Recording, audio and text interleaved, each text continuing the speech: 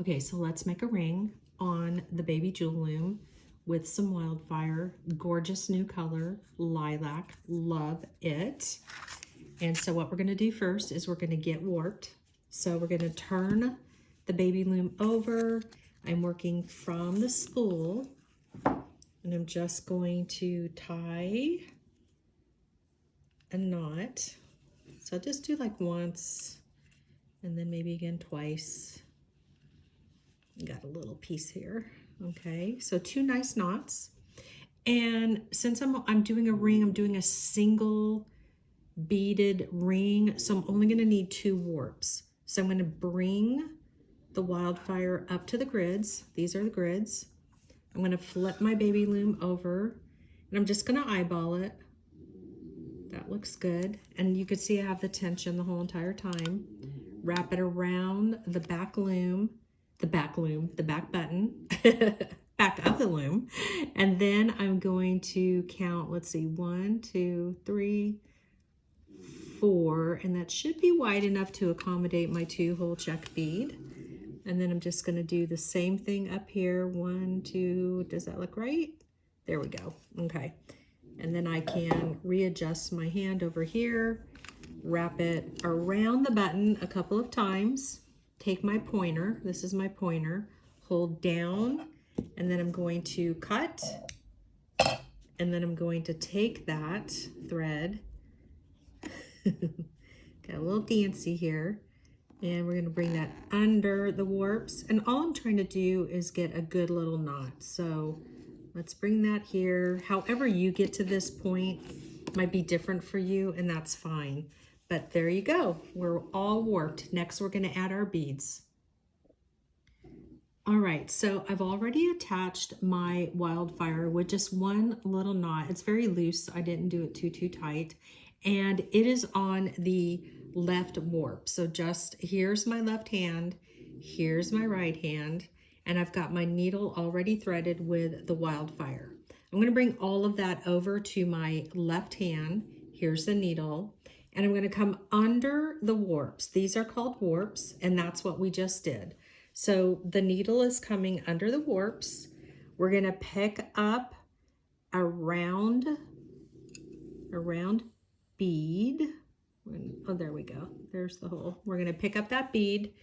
We're going to let it slide all the way to the bottom. And when you're working with a lot of thread, just go slow because you don't want to get all tangled. And then you could see how I just popped that up in between the warp threads, and it's laying on my pointer finger. So that's helping to keep it in the place that I want it. Then I'm going to bring my needle that's in my right hand, and I'm going to go back through the bead, and I'm on top of the warps.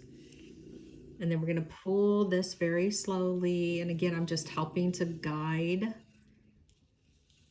the thread. Oh, yep. And then we're just going to give it like a nice little tug. Scooch that up. And what I want to do is I want to center my ring so that I have plenty of room to work. So I'm liking that area. Now what I'm going to do again, needle is in my left hand. I'm going to come under and I'm going to pick up what's called a 2-hole bead. This is a 2-hole square bead. I'm just got the needle going through one of the holes right now. And we're going to let that fall all the way down. And then we guide it up in between the warps, and you can see I have it resting on my pointer. I'm going to take the needle and I'm going through the top hole. I'm on top of the warps, and then I'm going to pull. Okay. And again, just being patient, helping the beads. And we want to like get rid of that excess thread right there. So you can see how I just pulled it a little tight. And then what I'm going to do, because this bead right here has a second hole, so I'm going to push that down so that the hole is underneath the warp. My needle and thread, they're in my left hand, and I'm going back through. See, I'm going through that hole, and again, it's all underneath the warps. And then we're pulling, and you can see like I hold the bottom of the baby loom. You'll figure out all these different hand placements once you do it yourself. And then I'm going to pop this up in between the warps, and then I take the needle and thread that are in my right hand. I go back through that hole. So now both holes, I've gone through both of them. And we're just pulling very carefully, making sure that it's nice and tight when we do that. And now what we're going to do, once again, come under the warps. And this time, let's see, I think I'm going to pick up a seed bead, a bugle bead, and another seed bead. Let's see if that works. So you can see that I'm kind of like mixing up the different types of beads that I'm using. This is a fun project, like if you have what we would refer to as like bead soup, right? You have like all these extra beads. Ah, that's one too many beads. So I have to get rid of this guy. So I'm gonna pull him back off. So one bugle, it's like a kind of like a less than a quarter of an inch. It's a very small one. So I'm just removing that extra seed bead. So you kind of can play around like what equals the biggest bead in your mix. And you can see, oh, that's super cool. Okay, so I'm going to go back through the bugle and back through the seed bead. I'm on top of the warps, and then I'm going to pull through. And again, I'm just holding my baby loom, pulling the thread, really helping to just like keep everything in place and guide it. Nice. Oh, this is going to be a really cool ring. Okay, do I have another bead? I don't. So I've used all my beads. So let's just do one more, and then we'll come back and I'll show you how to take it off the loom. So let's do one more single hole bead. So we're going to pop that up and in between the warps. And again, we're just going to guide it. And then we'll just continue to repeat this pattern until we have the length of our ring. And so what I want to show you with that, let me just scooch this over really quick. So what I do is I take a sewing tape measure, and then let's just for giggles, we'll use this finger. I wrap it around, and then I measure it, and it looks like it's about 2.75. And what I could tell you is this is a swollen finger. Sometimes if you get a little puffy, you're going to want to make sure you accommodate for that in your length. So I will be right back. Okay, so I have finished my ring. It's almost 3 inches long. And what I'm going to do is I'm going to turn the loom over. But first I do want to point out that my needle and thread are still attached. I've not cut those off. I'm just going to put the needle to the side, and the thread is still attached. But I need to get the ring off of the loom. So I'm very carefully going to cut the one end and then bring that out. And what I'm hoping for is that I'm going to be able to pull the warps at least from this side towards me so that I don't have to worry about tying off there. So just let's see how it goes. Let me bring in my pliers. We're just going to grab that, and awesome. It looks like it's going to go. This is also why I didn't make that first knot like really super tight, because I want to be able, see how that's disappearing? Perfect. Okay, so we're just going to bring it down. Okay, and just make sure that's good. And then what we'll do is just going to give it a little knot, because I'm going to hide this as best as I can, tuck it like into the ring. So let's just do like twice. Whoops, where are we going? Okay, so yeah, we'll tuck that for now, and I'm going to trim these guys so that they're out of the way.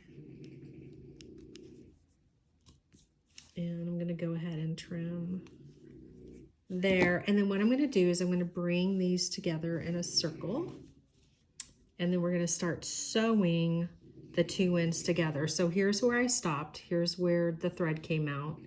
And now I'm going to go back through that first bead, and I'm going to pull all of this together. So you can see how it's going to come together as a nice round ring. This might end up being a thumb ring. It looks a little big. But hey, that's fun. All right, where's the hole? Oh, my lands. Let me see here. Where'd you go, buddy? There we go. Okay, so we're just going to continue to sew the ends together. All right, because we want that to be really nice and tight. And I'll just keep going through.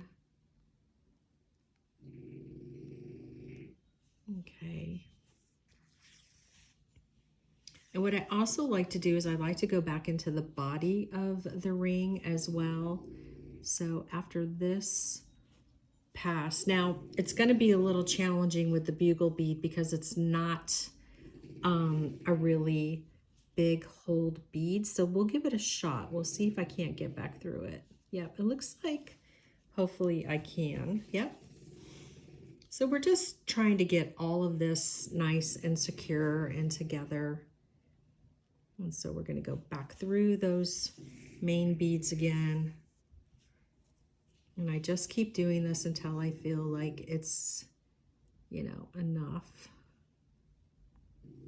Oh, there we go. Okay, and then I'm going to go through, I'm going to go back through the 2-hole here.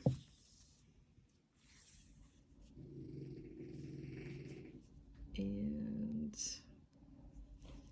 looks like we could go back through a few more rows on this side, and we'll try to get back through that bugle again. And again, yeah, so the seed bead and the bugle are just a little, the holes are just a little more thin. And we can go back through this big guy. And you can do this as many times as you feel necessary. Like, don't think you're doing too much. I kind of am a little, you know, obsessive because I wear my rings like a lot. I really like them. Okay, so now what I'm going to do is I'm just going to come under the warp here, and let's just do like a little knot. Okay, and then I think I'm going to go back through the whole of the 2-hole. I'm just trying to get it really nice and secure. And by all means, if using a little like hypo cement glue from Beaded, if that helps put your mind at ease, you can totally put a little dab of that on. And so awesome. Okay, so what I'm going to do now is I'm going to come in very carefully with the scissors, and I'll go back with my my wildfire burner from Beaded, and I will burn that off. But yeah, let's see, what do we got? Oh yeah, for a puffy finger, it works. That size. How fabulous. Oh my gosh, I love this. So fun. It just makes it, and I love wearing multiple rings. So like you could pair this with another one. It's also an awesome thumb ring because I kind of had to make it a little bigger, but this is so cool. Yeah, super fun, super easy, mixing it up with different beads. Awesome. And if you're wondering, these beads did come from the Loom Jewel Box Creative Soul Edition October 2025 kit. So as of the taping of this video, there are still a few kits left. Fabulous.